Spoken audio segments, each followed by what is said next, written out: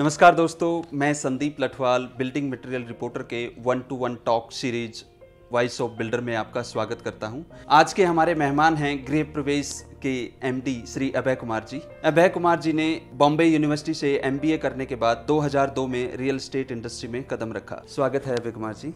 Sir, Bihar से बॉम्बे और बॉम्बे से नोएडा, उसके बाद गृह प्रवेश के एमडी बनने तक का सफ़र, आप अपनी जर्नी के बारे में हमें बताएं।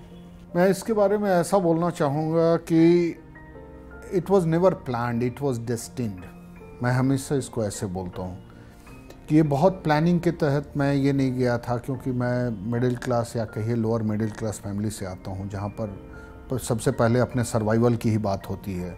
जहाँ पर होता है कि आदमी कैसे कोई नौकरी लग जाए, थोड़ी सी एक आमदनी आने लगे, आदमी अपने पैर पे खड़ा हो जाए, तो वही बहुत बड़ी उपलब्धि मानी जाती है। लेकिन मेरे को बचपन से ही एक ये था कि मैं कुछ अपना करना चाहता था। नौकरी के लिए कभी भी मुझे नौकरी वाले देखता था बिहार में, आप देखोगे कि वहाँ पर कोई इंडस्ट्री बहुत डेवलप तो है नहीं, और समहाउ मुझे बचपन से ही उन नौकरियों के प्रति एक बहुत अच्छी भावना नहीं डेवलप हुई थी। मुझे लगता था कि नहीं, कुछ अपना करना चाहिए, कुछ लीक से हट के करना चाहिए ये करके।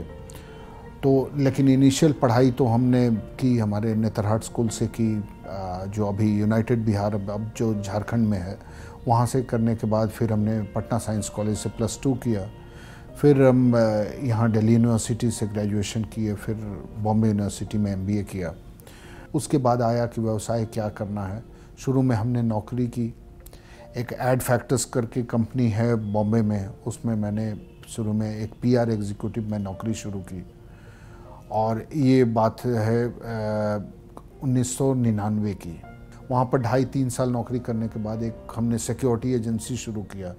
मुझे कुछ अपना करना था, तो सबसे कम कैपिटल किस में लग सकता था, तो मैं देखा कि एक सिक्योरिटी एजेंसी, एक वॉचमैन वाली ये खोलते हैं कि थोड़ी सी एक बिज़नेस का एक्सपीरियंस, डायरेक्ट एक्सपीरियंस हो जाए।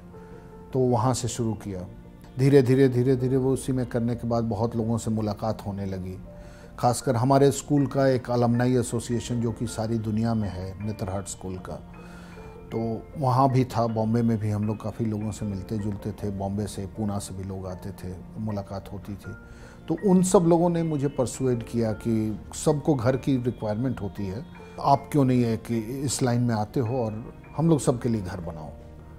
तो एक थोड़ी सी ये हुई कि ये मेरा फील्ड है नहीं, मैं इसके बारे में कुछ जानता नहीं हूँ ज़्यादा, लेकिन हमारे स्कूल के सीनियर्स ने बहुत मदद की। बहुत सारे लोगों का, सबका नाम मैं नहीं गिना सकता, लेकिन बहुत सारे लोगों ने हेल्प की इसमें।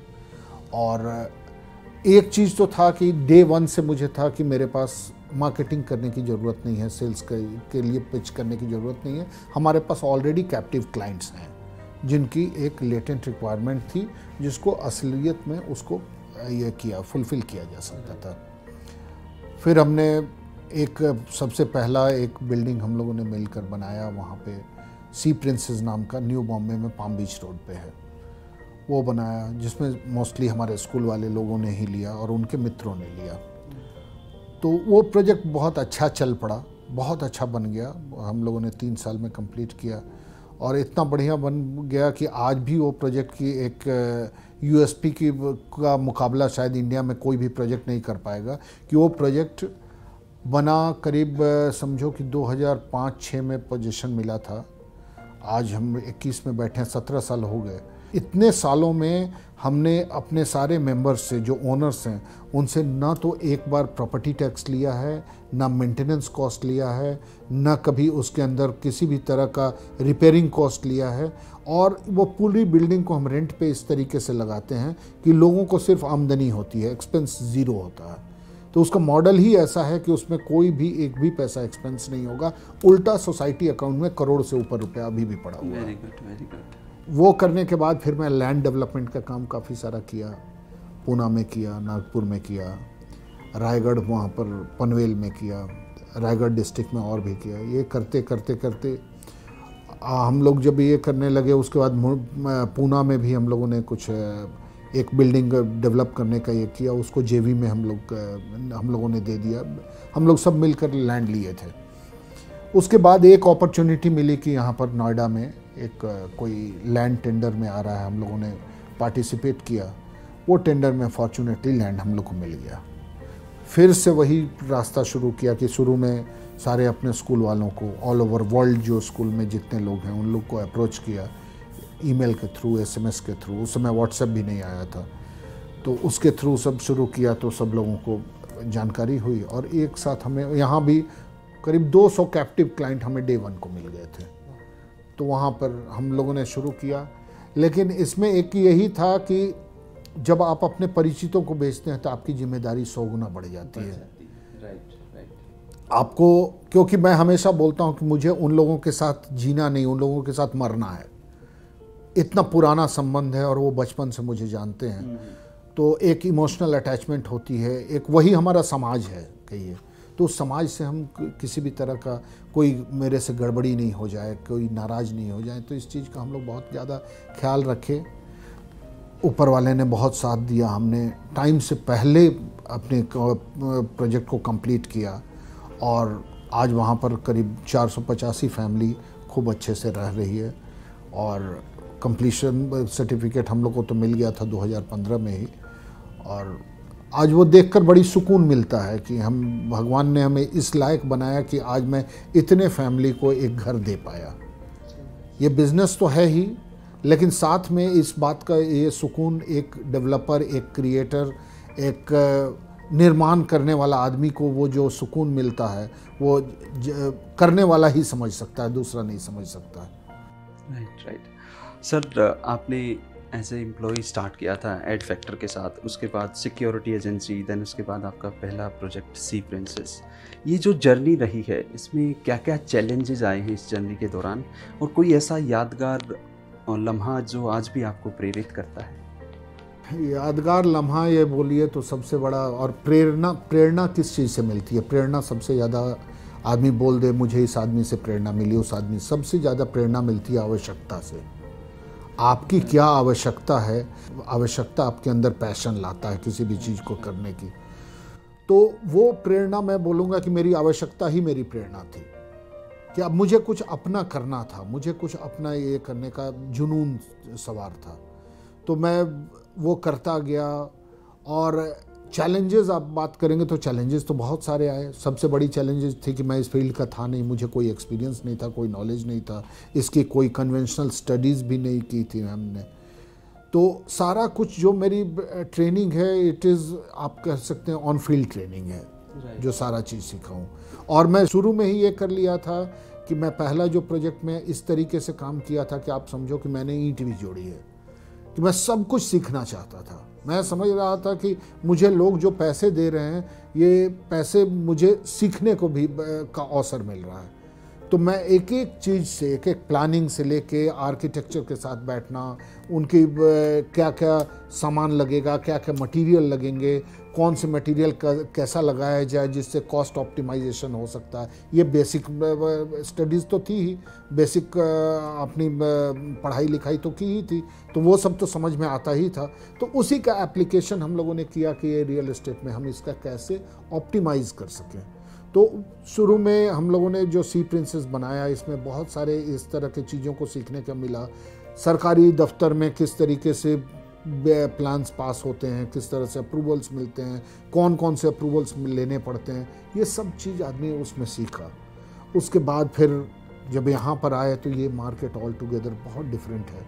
मतलब बॉम्बे और दिल्ली मार्केट में हमेशा बोलता हूँ कोई कंपैरिजन ही नहीं है। दोनों मार्केट के एटीट्यूड अलग हैं, दोनों मार्केट का स्टाइल अलग है, दोनों मार्केट के लोग अलग हैं, कल्चर अलग है, सब कुछ अलग है। तो मुझे भी एडजस्ट करने में काफ़ी समय लगा। अभी भी मैं लगता है मैं एडजस्ट ही कर रहा हूँ, तो अभी भी सीख ही रहा हूँ रोज़ कुछ ना कुछ। तो ऐसे करके जो चैलेंजेस आए ऊपर वाले की दया से, एक चीज़ ये रहा कि जब आप सीधा चलते हैं, सारे गवर्नमेंट के कॉम्प्लायंसेस को करके चलते हैं, तो आपको बाधाएं बहुत सारी आती हैं, लेकिन समहाउ आप सेफ रहते हो कि आप पर कोई वैसी बड़ी बाधा नहीं आएगी, बड़ा ये नहीं आता है कि आपको कोई इस तरह की मुसीबत जो आएगा वो सब कंट्रोल करने लायक होता है। वो सब आपका क्या मैक्सिमम होगा कि आपने कोई सपोज करो इनकम टैक्स का रिटर्न फाइल करने में लेट कर दिया या जीएसटी का रिटर्न फाइल करने में, कंप्लीशन सर्टिफिकेट का अप्लाई करने में, यही सब ये हो सकता है। लेकिन वो चीज़ हो जाएगी कंप्लीशन सर्टिफिकेट अप्लाई ही नहीं किया और लोगों को पोजीशन देने लगा, जो कि कुछ लोग करते भी हैं सर, डेफिनेटली। तो वो परेशानी जब आती है तो वो परेशानी मल्टीफोल्ड होकर आती है, जिसको संभालना बहुत मुश्किल हो जाता है। तो मैं सीधा रास्ता में से चलने का प्रयास करता हूँ, ऊपर वाले का से ही मनाता हूँ सीधा रास्ता पे चलूँ और किसी मैक्सिमम लोगों मेरे से सेटिस्फाइड रहें, मैं लोगों के आँख में आँख डाल के बात कर सकूँ, यही मेरी हमेशा की ये रहती है। राइट। सर, आपने मेंशन किया आवश्यकता, डेफिनेटली आवश्यकता आविष्कार की जर्नी है और आप उसके जीते जाते एग्जाम्पल भी हैं। आपने रिसेंटली गृह प्रवेश, जिसमें आपने 501 सक्सेसफुली अपर मिडिल क्लास के लिए फ्लैट्स को डिलीवर किया है, इस प्रोजेक्ट की क्या खासियत रही, क्या विशेषताएं थी इस प्रोजेक्ट की, और आपने इसको कितनी टाइम ड्यूरेशन में कंप्लीट किया? ये इस प्रोजेक्ट में बहुत सारी खासियत है, मैं आपको कुछ गिनाता हूँ। ये 2015 में कंप्लीशन इसका मिल गया था, 2010 के लास्ट में हम लोगों ने शुरू किया था इसको। समझिए कि रफली 4-4.5 साल में हम लोगों ने इसको कंप्लीट कर दिया था इस प्रोजेक्ट को। अब इस प्रोजेक्ट की खासियत आप ये देखना चाहेंगे तो पूरा नोएडा जो है वो सिस्मिक जोन 4 में फॉल करता है। अब सिस्मिक जोन 4 तो गवर्नमेंट का एक ब्रॉड कैटेगराइजेशन है, लेकिन उसके बाद आप हर एक प्लॉट का, हर एक लैंड का सॉइल टेस्टिंग डिफरेंटली करते हैं, उसका करते हैं। उसके बाद लोड बियरिंग कैपेसिटी निकाली जाती है। जब हम लोगों ने वो कराया तो हम देखे कि इसमें की लोड बियरिंग कैपेसिटी यहाँ की, इसके सॉइल की वीक है। Then we went for the highest safety standards और हमने अपने प्रोजेक्ट के, अपने स्ट्रक्चर को आईआईटी बॉम्बे से अप्रूव कराया, जो कि आज आईआईटी बॉम्बे से अप्रूव्ड स्ट्रक्चर में पूरे एनसीआर में शायद हम अकेला हैं। और हमने आईआईटी बॉम्बे से इसलिए अप्रूव कराया कि हाई राइजेस की, मल्टी स्टोरीड की जितना एक्सपीरियंस आईआईटी बॉम्बे को है, उतना एक्सपीरियंस इंडिया में किसी भी संस्था को नहीं है।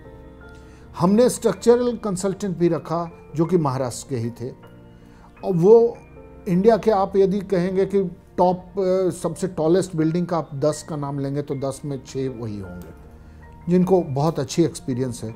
तो चूँकि हमारा ये पहला प्रोजेक्ट था और जैसा हमने बताया कि हमारे स्कूल वाले, हमारे पुराने परिचित लोग ही, काफ़ी सारे लोगों ने इसमें इन्वेस्ट किया था, तो हम किसी भी तरह का इसमें क्रॉस कटिंग, किसी भी तरह का कटिंग ये नहीं कर सकते थे, अननेसेसरी सेविंग नहीं कर सकते थे, at the risk of safety वो हम नहीं कर सकते थे। तो हमने हाईएस्ट सेफ्टी स्टैंडर्ड में गए और जिस कारण से हमारा बहुत एक्सपेंसिव भी पड़ा।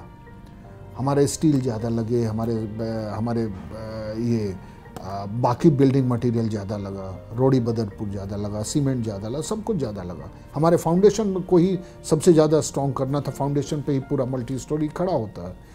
तो वो हमने हाईएस्ट स्टैंडर्ड का लिया, जिस कारण से आज मैं ये क्लेम कर सकता हूँ कि that is one of the safest building in Noida, गृह प्रवेश।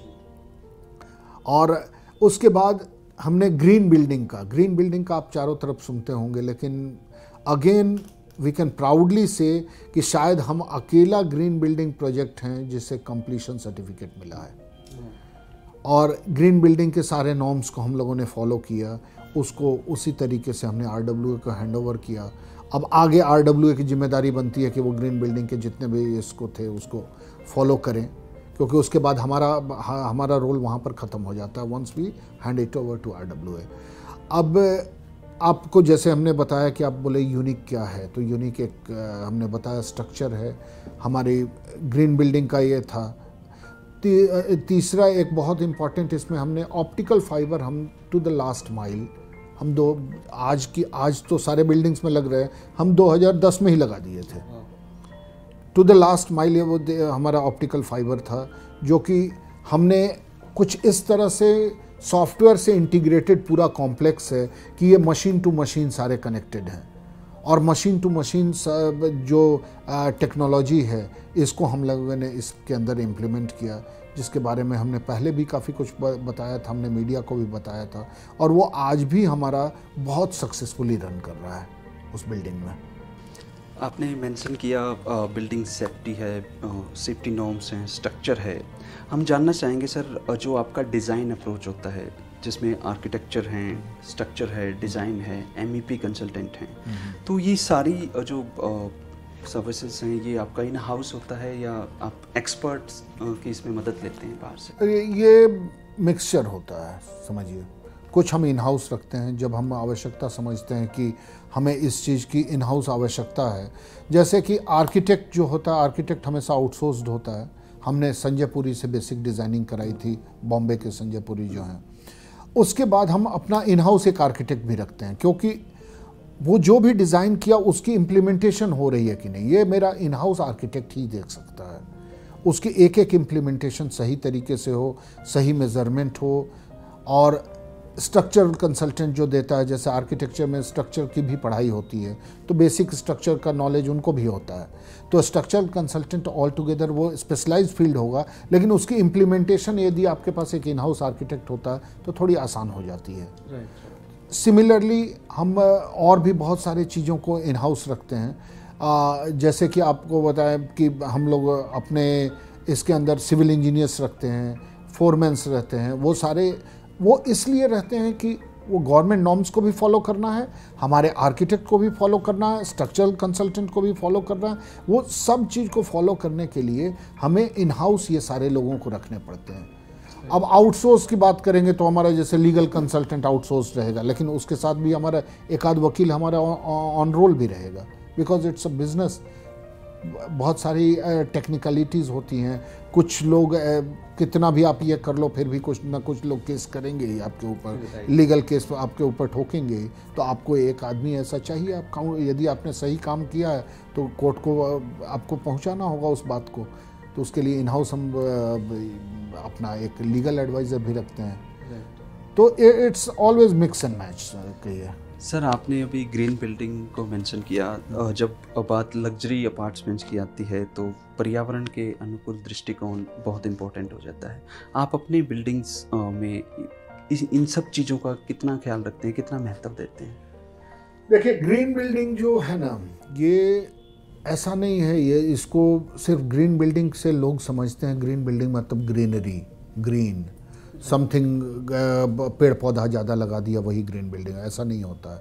ग्रीन बिल्डिंग एक्चुअली पूरी तरह पर्यावरण का ही ध्यान रखने के लिए ये ग्रीन बिल्डिंग कॉन्सेप्ट लगाया गया है। अब इसके अंदर आपको जैसे बता दें, जैसे ईंट लगती है तो ग्रीन बिल्डिंग प्रोजेक्ट में लाल ईंट नहीं लगती है। इसके अंदर सीमेंट ब्लॉक्स लगते हैं, AAC ब्लॉक्स लगते हैं। AC ब्लॉक से फ़ायदा क्या होता है कि उसमें sound insulation and thermal insulation दोनों हो जाता है। एक तरह से साउंड प्रूफिंग हो जाती है वो, जो कि आपको थर्मल इंसुलेशन और ये चीज़ आपको लाल ईंट में नहीं होगी। उसी तरह ग्रीन बिल्डिंग में होता है कि आपको एक पर्टिकुलर परसेंटेज में एयर सर्कुलेशन होना चाहिए। ग्रीन बिल्डिंग में फिर ये होता है कि आपका सनलाइट का सिमुलेशन इस तरीके से होना चाहिए कि आपके मैक्सिमम कॉम्प्लेक्स में सनलाइट आए। हर रूम को, हर एरिया को कभी ना कभी किसी न किसी समय सनलाइट पहुंचे, वो बहुत ज़रूरी होता है। उसके बाद पेड़ पौधे तो होते ही हैं, वो सारा कोई, और आपके फाउंडेशन से ही ग्रीन बिल्डिंग का ये चालू हो जाता है। अब ग्रीन बिल्डिंग में आपको ये है कि आज आप इलेक्ट्रिक व्हीकल का सारा कुछ सुन रहे होंगे। ग्रीन बिल्डिंग में ये इसके भी पॉइंट्स, वो डिफरेंट चीज़ के पॉइंट्स मिलते हैं। जैसे कि आपको इलेक्ट्रिक चार्जिंग फैसिलिटी आपने दी है अपने कॉम्प्लेक्स में, तो उसके भी आपको पॉइंट्स मिलते हैं। आपने सीवेज ट्रीटमेंट प्लांट कैसा लगाया है, आप सीवेज ट्रीटमेंट प्लांट ऐसा लगाए हैं कि वो पानी को आप गार्डनिंग एंड कार वॉशिंग के लिए यूज़ कर ले रहे हैं। तो ये सारे ग्रीन बिल्डिंग में ये आते हैं, तो जो कि पर्यावरण को बहुत ज़्यादा हेल्प करता है। अब समझिए कि सही STP सीवेज ट्रीटमेंट प्लांट आप लगाते हैं तो आपको यकीन होगा, आप सुन के आश्चर्य करेंगे कि आपके टोटल वाटर कंजम्पशन का हार्डली 25% फ्रेश वाटर आपको चाहिए होता है। 75% आपके नीड्स STP वाटर से पूरे हो जाते हैं। और ये जो चीज़ है, इस अच्छे STP हर आदमी को लगाना चाहिए। लोग लगा भी रहे हैं, अब STP का कॉन्सेप्ट बढ़ भी रहा है। उसी तरह पर्यावरण को लेकर, जैसे STP ट्रीटेड वाटर, आजकल नोएडा अथॉरिटी ने या हर अथॉरिटी ने ये इसको कंपलसरी कर दिया है कि आप ग्राउंड वाटर की यूज नहीं करेंगे कंस्ट्रक्शन में, क्योंकि ग्राउंड वाटर आपका वाटर टेबल डिप्लीट होता है। तो आपको कंस्ट्रक्शन में कौन सा वाटर यूज करना है, तो सीवेज ट्रीटमेंट प्लांट्स वाला वाटर यूज करना है। तो आप ये समझिए ये कितना बड़ा वाटर कंजर्वेशन है। एनर्जी कंजर्वेशन तो आपका ये हो जाता है कि फिर आप इसमें सोलर लाइटिंग करते हैं, आप इसमें किस तरीके का इक्विपमेंट यूज करते हैं। जैसे हमने गृह प्रवेश में किया कि हमने उसमें एक भी CFL या नॉर्मल ट्यूबलाइट्स नहीं लगाए। Entire complex was there was only usage of LED lights. तो LED लाइट्स आपके पावर कम लेता है, आपके पावर कम लेता है तो आपके पास आपके जनरेटर पे भी लोड कम पड़ता है। तो आप DG का आप छोटे DG से काम चला सकते हो, या जहाँ पर आप 3 DG चला रहे हैं वहाँ 1 DG से आपका काम चल जाता है। तो आप पर्यावरण को फाइनली कहीं ना कहीं आप एक छोटे से रूप में, आप छोटे से स्केल पे आप हेल्प कर रहे हो, सपोर्ट कर रहे हैं उस चीज़ को। राइट सर, आपने काफ़ी सारे मटेरियल्स को मेंशन किया। सर जब बात मटेरियल सिलेक्शन की आती है तो आपका जो सिलेक्शन प्रोसेस है ब्रांड को लेके, मटेरियल्स को लेके या वेंडर्स को लेके, वो किस तरीके का होता है? ये एक कहिए कि सोशियो इकोनॉमिक इशू भी है और ये माइक्रो इकोनॉमिक इशू भी है। ये कैसे, जैसे कि ग्रीन बिल्डिंग जब आप बनाते हैं तो ग्रीन बिल्डिंग का एक नॉर्म है जिसको आपको स्ट्रिक्टली फॉलो करना होता है कि आपके प्रोजेक्ट से आप के रेडियस से आपको सारा चीज़ प्रोक्योर करना पड़ता है। तो आप एक तरह से क्या होता है कि वहाँ के उद्योगों को आप सपोर्ट कर रहे हो, आप आसपास के उद्योगों को सपोर्ट कर रहे हो, तो आपको आसपास के जितने उद्योग होंगे उसमें आपको चुनना होता है कि आप कौन से प्रोडक्ट कहाँ से ये करोगे। अब जैसे हमारे इसमें AAC ब्लॉक हमें यूज़ करना था इंस्टेड ऑफ रेड ब्रिक। अब AAC ब्लॉक हमें, और वो भी खोजना है 500 किलोमीटर के अंदर। फॉर्चुनेटली हम मेट्रो सिटी में थे, यहाँ पर 500 किलोमीटर के अंदर क्या 100 किलोमीटर के अंदर भी बहुत सारे प्लेयर्स मिल गए।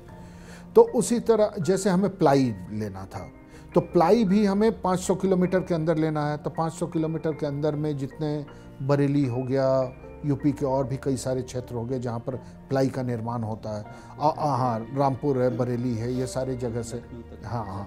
तो ये हमारे 500 किलोमीटर के रेडियस में आ जाता है।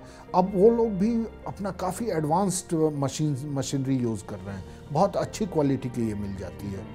तो यही सब चीज़ आपको क्वालिटी कॉन्शियस भी होना है, साथ में आपको ये देखना है कि आपके आसपास के उद्योगों को आपको सपोर्ट करना है। तो ये सारा चीज़ करके, और हमारे इसके इन हाउस जो हमारा क्वालिटी कंट्रोल वाले होते हैं वो QC वाले अलग देखते हैं, हमारा परचेजिंग वाला अलग देखता है, हमारा आर्किटेक्ट अलग देखता है। ये सब का मिलाकर फिर हम लोग फाइनली अपना उसके साथ पैसे का अलग मोल भाव करते हैं कि क्या ये क्रेडिट दे सकता है या कैश पे देगा तो कितना डिस्काउंट देगा। तो और सारी चीज़ों का मिलाकर हम एक निर्णय पे पहुंचते हैं कि हमें कौन सा प्रोडक्ट, कौन सा मटेरियल यूज़ करना है। राइट। सर भारत सरकार मिडिल क्लास को ध्यान में रखते हुए काफ़ी सारे स्कीम्स लेके आई है जिसमें टैक्स बेनिफिट दिए हैं, RBI ने इंटरेस्ट रेट को कम किया है। इन सब बिंदुओं को ध्यान में रखते हुए आपको क्या लगता है रियल एस्टेट इंडस्ट्री का फ्यूचर कैसा रहेगा? देखिए, रियल एस्टेट का डिमांड तो अभी काफ़ी सालों तक रहेगा और अच्छा है, और ये डिमांड हमेशा रहना है। पहले मेट्रो सिटीज़ से टायर 2 सिटीज़, टायर 3 सिटीज़ में भी जाएगा, और डिमांड आने ही लगी है, सब जगह आने लगी है। गवर्नमेंट का अभी जो फोकस है वो ज़्यादा अफोर्डेबल हाउसिंग के ऊपर है। अफोर्डेबल हाउसिंग के ऊपर काफ़ी सारे टैक्स के बेनिफिट हैं। प्रीमियम सेगमेंट में उस तरह का कोई टैक्स का बेनिफिट अभी तक सरकार ने नहीं दिया, जो कि हमारे विश लिस्ट में था कि प्रीमियम सेगमेंट में भी कुछ इस तरह की ये दी जाए जिससे जो लोग मिडिल से अपर मिडिल वाले फिर हायर कैटेगरी में, HNI कैटेगरी में जाते हैं, तो उनको भी उस तरह की कुछ ऐसी इंसेंटिव मिलनी चाहिए, या उनकी आकांक्षा होती है कि कुछ अच्छे घरों में जाएं तो कुछ टैक्स बेनिफिट हमें उस कैटेगरी में भी मिलती तो हम उसको पास ऑन कर सकते थे। अनफॉर्चुनेटली वो टैक्स बेनिफिट आज की डेट में नहीं है, लेकिन अफोर्डेबल हाउसिंग में तो है। कोविड में RBI ने बहुत अच्छा सपोर्ट किया, सरकार ने भी बहुत अच्छा सपोर्ट किया कि उस समय के इंटरेस्ट को काफ़ी कम कर दिया। कस्टमर्स को भी फ़ायदा हुआ, डेवलपर्स को भी काफ़ी सारे कई जगह वो लंबित हैं, लेकिन डेवलपर्स को भी सरकार ने काफ़ी बेनिफिट पहुंचाने की कोशिश की है थ्रू बैंक्स या डायरेक्ट भी। अपने जो अथॉरिटीज़ होते हैं, प्लानिंग अथॉरिटीज़ होते हैं, अप्रूविंग अथॉरिटीज़ होती हैं, लैंड इशूइंग अथॉरिटीज़ होती हैं, वो भी हमें टैक्स का कुछ कंसेशन, टैक्स का नहीं, इंटरेस्ट का कुछ कंसेशन दे रही है, जो कि अल्टीमेटली इस पूरी इंडस्ट्री को हेल्प करेगा। रेरा के पहले से और रेरा के आने के बाद से रियल एस्टेट इंडस्ट्री में क्या चेंजेस देखते हैं सर? अभी रेरा जो है इंडिया में ये इवॉल्विंग है, ये इवॉल्व हो रहा है, बहुत सारे उसमें मॉडिफिकेशंस आ रहे हैं, बहुत सारे केस लॉज तो अब बनने शुरू हो गए। फॉर्चुनेटली सरकार में ने अभी तक मैं जितने भी रेरा चेयरमैन लोगों से मिला हूँ, बड़े एक्सपीरियंस्ड लोग और सीजन्ड लोग हैं जो कि कुछ सॉल्यूशन देना चाह रहे हैं, सॉल्यूशन देना चाह रहे हैं डेवलपर्स को और बायर्स को, दोनों को सॉल्यूशन देना चाह रहे हैं। तो अभी तक क्या था कि बायर्स के पास क्या, कौन सा रास्ता था, कंज्यूमर कोर्ट जाते थे या फिर कोर्ट, नॉर्मल कोर्ट जाते थे किसी भी इसमें, और वहाँ पर केस चलती रहती थी, उनको कोई न्याय जल्दी मिलता नहीं था, क्योंकि कोर्ट का मसला होता है, काफ़ी समय लगता है यहाँ पर ये मिलने में, और घर की रिक्वायरमेंट होती है, उनकी EMI चलती होती थी, उनका अपना लोन लिया हुआ होता था, अपने पूरे जीवन भर के जमा पूंजी लगाए हुए होते थे, और उनके पास कोई रिस्पाइट नहीं था। रेरा बहुत अच्छा एक सरकार ने पहल की, और रेरा में बहुत जल्दी किसी भी मुद्दे का निस्तारण होता है, एक सबसे अच्छी बात यह है। और वहाँ पर it's very solution centric authority, वहाँ पर दोनों को बैठा कर बात किया जाता है कि आप बताइए इसमें क्या सोल्यूशन निकाला जा सकता है, और कुछ ना कुछ सोल्यूशन निकल जाता है। क्योंकि जब आप कोर्ट में जाते हैं तो कोर्ट में तो दोनों तरफ से तलवारें खींची होती हैं कि अब चले ही गए हो कोर्ट में, तो चलो मैं अपना वकील कर लूँगा, तुम अपना वकील कर लो, और हो कुछ नहीं पाता, बहुत समय लग जाता है। लेकिन रेरा में जब उस तरह के बहुत एक्सपीरियंस्ड एंड सीजन्ड अथॉरिटी, बहुत सीजन्ड ऑफिसर्स जब बैठकर सामने दोनों की बात कराते हैं, दोनों के रास्ता निकालने की कोशिश करते हैं, तो मुझे लग रहा है कि सॉल्यूशन अभी तक बहुत ही अच्छा निकला है, चारों ऑल ओवर इंडिया बहुत ही अच्छा निकला है। बायर्स भी खुश हैं, डेवलपर्स भी खुश हैं, डेवलपर्स की भी बात सुनी जाती है, क्योंकि डेवलपर्स को हमेशा एक दूसरी नज़रिया से देखा जाता था, क्योंकि एक मुट्ठी भर डेवलपर्स के कारण पूरी सेगमेंट ही बदनाम हो गई थी। तो अब उसको भी एक दूसरी नज़रिया से देखते हैं, क्योंकि ये ऑफिसर्स इतने ज़्यादा एक्सपीरियंस्ड हैं कि उनको सब समझ होती है कि यदि डेवलपर भी बोल रहा है तो उसमें भी कितना सब्सटेंस है, कितना सच बोल रहा है या कितना ये बोल रहा है, कितनी बातें एक्सेप्ट करने लायक हैं। सेम वे बायर्स भी ओवर एंथुजियास्टिक होते हैं। रेरा में ये भी एक प्रॉब्लम आ रहा है कि बहुत ओवर एंथुजियास्टिक बायर्स होते हैं। वो बात पे एक छोटा सा मेल मार दिया, रेरा अथॉरिटीज़ को भेज दिया, और वहाँ पर उनकी एक ये खुल जाती है। तो ओवर एंथुजियाज्म भी नहीं होना चाहिए, जेन्युइन इश्यूज़ को लेकर आएँ, और सॉल्यूशन तो हमेशा निकलता है। कभी यहाँ कोर्ट में भी निकलता था, अब रेरा निकाल रही है, तो और अच्छा है कि आपको जल्दी सॉल्यूशन मिल जा रहा है। सर, आपने सॉल्यूशन और सपोर्ट की बात की। गवर्नमेंट अभी रेट्स लेके आने वाली है। वी वांट टू नो कि रियल एस्टेट इंडस्ट्री पर इसका क्या प्रभाव पड़ेगा, और इससे आपको क्या लगता है फ्यूचर में क्या फ़ायदे होने वाले हैं? देखिए, रीट जो है ना, ये एक्चुअली इनकम टैक्स का ज़्यादा मसला है, या इनकम टैक्स का ये कहिए कि ये एक और तरह की एंटिटी बनाई गई है, रियल एस्टेट इन्वेस्टमेंट ट्रस्ट, और ये बहुत ही ज़्यादा सपोर्ट कर सकता है रियल एस्टेट इंडस्ट्री को। गवर्नमेंट को इसमें कुछ चीज़ हम लोगों ने भी कई बार सुझाव दिया था, कई बार सुझाव हम भेजते रहते हैं, लिखते भी रहते हैं कि इसको 500 करोड़ तक का ये बनाया हुआ है, उसको घटाकर यदि 50 करोड़ और 100 करोड़ तक कर दिया जाए तो ये रीट को इम्प्लीमेंट करना बहुत आसान हो जाएगा। फिर इसमें अभी रीट आप तभी कलेक्ट कर सकते हैं जबकि उसके पैसे वहीं इन्वेस्ट कर सकते हैं जहाँ की रेंट पेइंग की आपको कोई प्रॉपर्टी मिलती है, उसको भी वाइडन किया जाए तो इससे क्या होगा कि एक कंस्ट्रक्शन फाइनेंस भी डेवलपर्स को मिल सकता है। और रीट जो है डेवलपर के या प्रोजेक्ट में they can become the stakeholder, और वो स्टेक होल्डर हो जाएगा तो आपके उसकी जवाबदारी बढ़ जाती है, और आपको डिलीवरी जो है, जो वादा किया गया था उसके आसपास मिलने की संभावना हमेशा ज़्यादा रहेगी। तो रीट में इसमें थोड़ी वाइडन करने की ज़रूरत है, टिकट साइज़ छोटे करने की ज़रूरत है, यदि ये दोनों चीज़ कर दिया गया तो ये जो फंडिंग की समस्या है ये काफ़ी हद तक सॉल्व हो जाएगी। अब आज के डेट में बैंक्स हैं, बैंक्स ने रियल एस्टेट को ग्रे लिस्ट में डाल रखा है। तो आज डेवलपर्स के पास रिस्पाइट किधर है, कहाँ से पैसे ले? सारे पैसे तो अपने से लगा नहीं सकता, उतने पैसे किसी भी डेवलपर के पास पोस्ट कोविड तो शायद किसी के पास, बहुत कम ही लोगों के पास होगा। लार्ज कॉरपोरेट्स जो इस इंडस्ट्री में हैं, जो आए हैं, उन्हीं वही इतने डीप पॉकेटेड हैं, अदरवाइज सबको लोन की आवश्यकता होती है। बैंक्स ने ग्रे लिस्ट में डाल रखा है। ऐसी अवस्था में रीट जो है एक बहुत बड़ा सपोर्ट सिस्टम बन सकता है फॉर द एंटायर इंडस्ट्री। इसको गवर्नमेंट को हमने हमेशा ये किया है, अभी भी गवर्नमेंट से यह अनुरोध रहती है, इसमें टिकट साइज छोटा करें। राइट। आपने सर फ़ायदे और समस्याएं दोनों चीज़ों की बात की है। अभी रियल एस्टेट इंडस्ट्री में और क्या बाधाएं हैं, क्या समस्याएं हैं और उनको कैसे ओवरकम किया जा सकता है? आपका क्या इस पे सुझाव रहेगा अनुभव के आधार पे?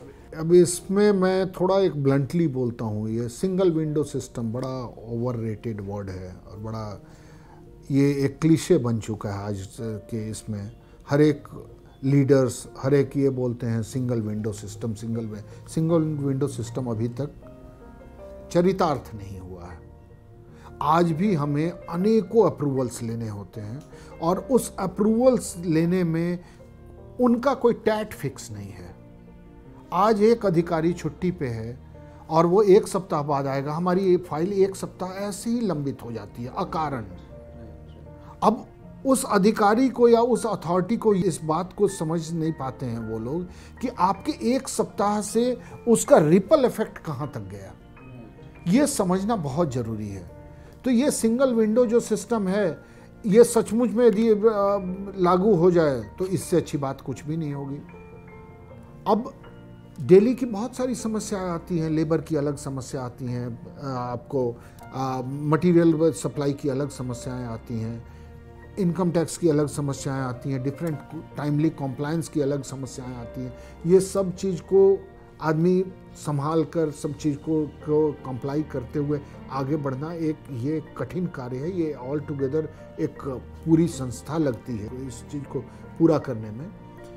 तो इन समस्याओं के साथ भी ये इंडस्ट्री एक अच्छे इससे ग्रो कर रहा है। और एक बड़े पते की बात मैं यहाँ पर ये बताना चाहूँगा कि ये इंडस्ट्री में अभी भी बोलता हूँ सरकार से हमेशा कि ये बड़ी ही इग्नोर्ड इंडस्ट्री है, जबकि ये हाईएस्ट डायरेक्ट एम्प्लॉयमेंट देने वाले इंडस्ट्री, सेकंड इन इंडिया। हाँ, ये और आप ये देखेंगे कि एसेट कैटेगरी में this is number 1 industry in entire India.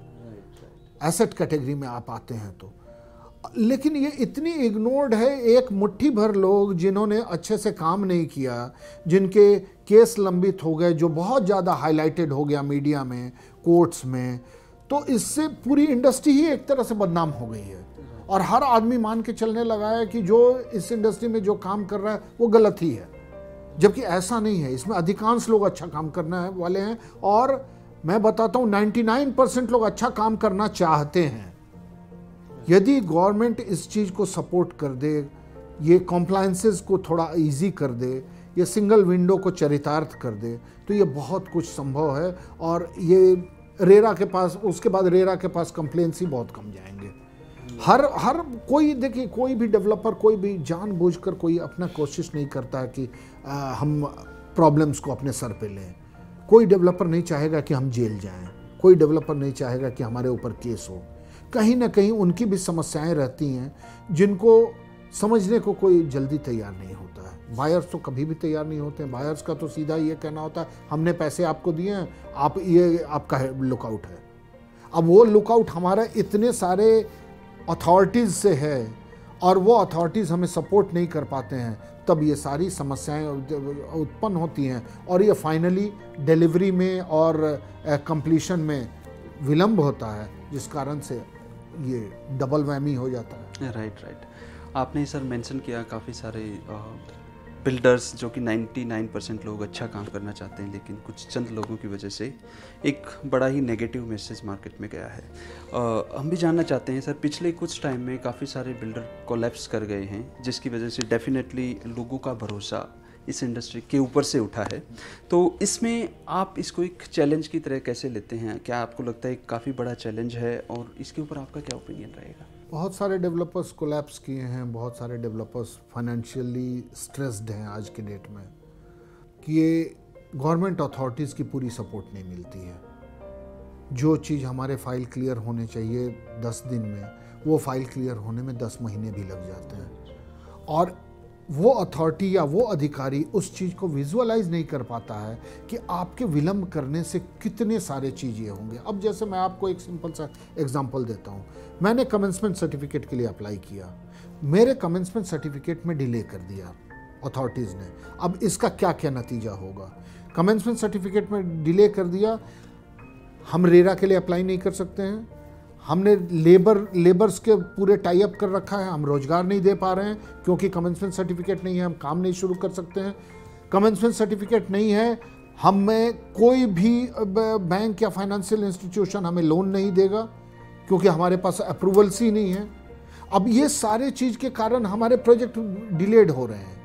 लेकिन अब ये सोचिए कि जो आदमी पैसा डाल चुका है, जो आदमी कुछ अपने पर्सनल लोन उठा चुका है, उसकी ब्याज तो चालू है। अब ये कमेंसमेंट सर्टिफिकेट नहीं मिलने के कारण उसका ब्याज का मीटर डाउन है और यहाँ पर वो निर्माण शुरू नहीं हो पा रहा है, तो आगे की सेल नहीं शुरू हो पा रही क्योंकि उसके पास रेरा नहीं है। तो एक दूसरे से सारा कुछ लिंक्ड है। अब वो लिंकिंग के कारण ये आदमी जो अपना ब्याज से मरा जा रहा था, ये डेवलपर जो अपना कुछ पैसे लगाए थे, वो सारा कुछ लंबित है, जिस कारण से उसके ब्याज ही उसको मार डालेंगे। और कल होकर जब ये प्रोजेक्ट कंप्लीट नहीं कर पाएगा तो सारा दोष दिया जाएगा कि वो कंप्लीट नहीं कर पाया, जरूर बेईमान था, जरूर कि उसने पैसे को इधर से उधर डाइवर्ट किया होगा। जबकि आपको उसकी फॉरेंसिक ऑडिट भी करेंगे तो देखेंगे बेचारा ब्याज के कारण मरा है। सर, कोविड के बाद से जो घरों के फ्लोर प्लान हैं और मटेरियल सिलेक्शन जो प्रोसेस है, उसमें आप किस तरीके के चेंजेस देखते हैं? हाँ, इसमें बड़ी इंटरेस्टिंग चेंजेस आ रही हैं अभी, और आनी भी चाहिए। लोगों में अब एक नई तरह की डिमांड डेवलप हो गई है। अब वर्क फ्रॉम होम का कल्चर हो गया है। तो अब जो भी डेवलपर घर बना रहा है वो ध्यान रख रहा है कि एक कमरा ऐसा बनाए जिस कमरे को वहाँ का उस घर का मालिक जो है वह वर्क फ्रॉम होम के लिए यूज़ कर सके। उसकी वो जो मकान बना रहा है, डेवलपर ये ख्याल रखता है कि वहाँ पर हाई स्पीड इंटरनेट कनेक्टिविटी हो। वो ये देखता है क्योंकि अब वर्क फ्रॉम होम में इंटरनेट सबसे ज़्यादा इम्पॉर्टेंट चीज़ हो जाता है।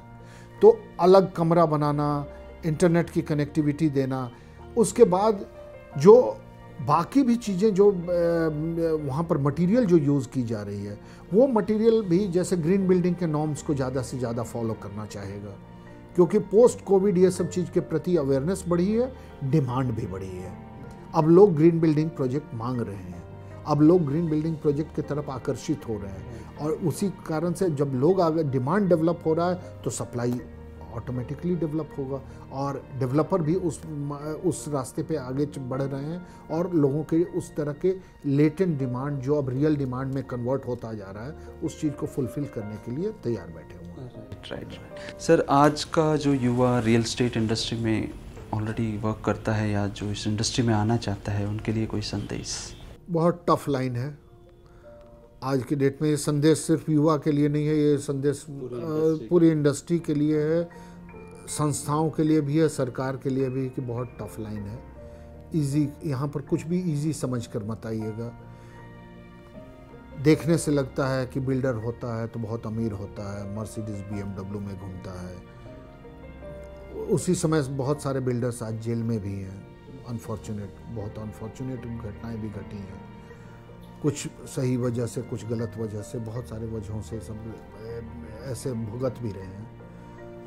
बहुत सारे रिस्क लेने पड़ते हैं इस इंडस्ट्री में। आप बहुत अच्छा भी कर सकते हैं, अच्छा करने वालों के लिए भी यहाँ जगह है, लेकिन एक बहुत ही टफ रास्ता है। आपको यदि दिखता है कि ग्रीनर पास्चर्स आर हियर, तो आप ये मान के चलिए वो ग्रीनर पास्चर्स के लिए बहुत ही ज़्यादा टफ रास्ते से गुजरना पड़ेगा। तो डिस्करेज भी नहीं करना चाहता, लेकिन हाँ, वो टफ लोग बिल्कुल आएँ, युवा आते हैं, टफ लोग आते हैं, तो उस तरीके से संघर्ष भी करते हैं, तो संघर्ष करने से चीज़ें धीरे धीरे आसान भी होती है, जो कि पूरी इंडस्ट्री को फ़ायदा पहुंचाएगी। Right right right. Thank you so much for your time sir, thank you so much.